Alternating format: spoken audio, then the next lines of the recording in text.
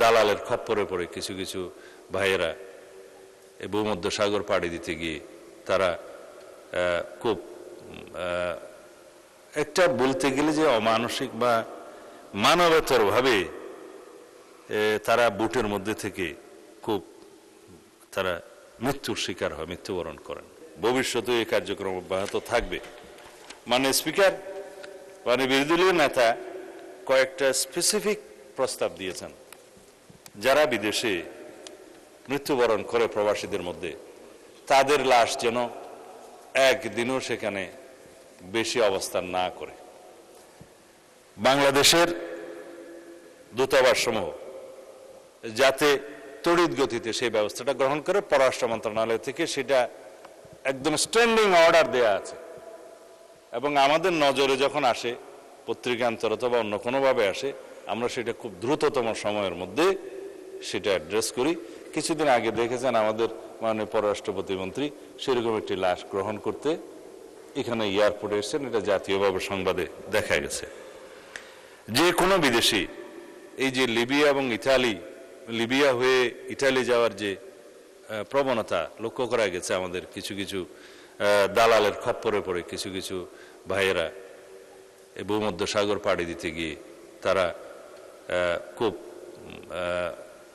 একটা বলতে গেলে যে অমানসিক বা মানবেতর ভাবে তারা বুটের মধ্যে থেকে খুব তারা মৃত্যুর শিকার হয়, মৃত্যুবরণ করেন, যেটা বর্ণনা করার মতো না ভাষায়।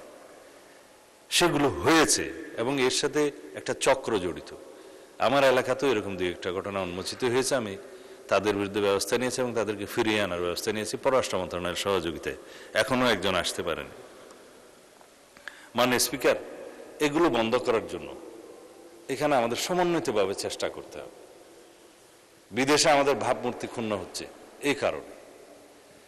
প্রবাসে যারা দক্ষ জনশক্তি রপ্তানির কথা বলছেন, এই বিষয়ে মাননীয় প্রধানমন্ত্রী দায়িত্ব গ্রহণের পর থেকেই, যেহেতু এটা আমাদের নির্বাচনী ইশতেহার এবং ৩১ দফা তো আমরা এটা অ্যাড্রেস করেছি, প্রথম দিন থেকে চেষ্টা করছেন যে আমরা এমন শিক্ষা ব্যবস্থা চালু করব, এবং সেটা আমরা গ্রহণ করেছি, ইতিমধ্যে ইনিশিয়েট করেছি, যে শিক্ষা ব্যবস্থা বেকারের জন্ম দেবে না।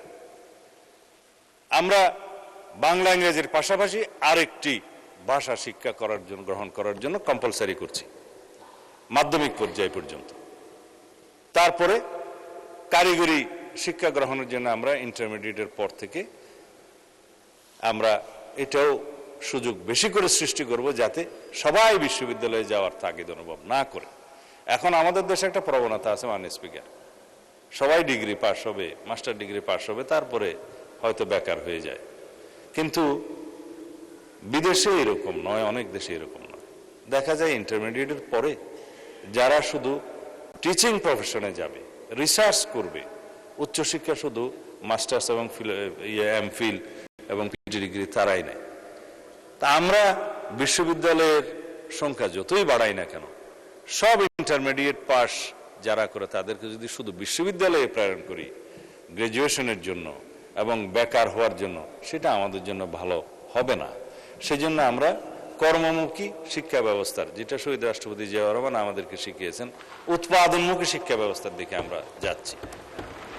সেজন্য আমরা তৃতীয় ভাষা শিক্ষা, ক্রীড়ায় অংশগ্রহণ, সাংস্কৃতিক কর্মকাণ্ডে অংশগ্রহণ এবং আরেকটি ভোকেশনাল ট্রেড, যেটা সে পছন্দ করবে সেরকম ট্রেড চয়েস করে সেই শিক্ষার্থীকে ভোকেশনাল ট্রেনিং প্রথম থেকে আমরা দেয়া শুরু করব, একটা পর্যায় পর্যন্ত, মাধ্যমিক শিক্ষার একটা পর্যায় থেকে।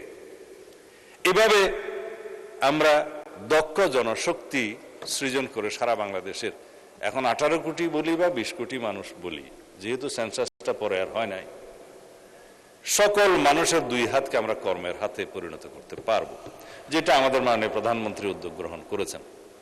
বিরোধী দলীয় নেতা তালি দিতে চেয়েছিলেন, অবশ্য পরে দেয়নি।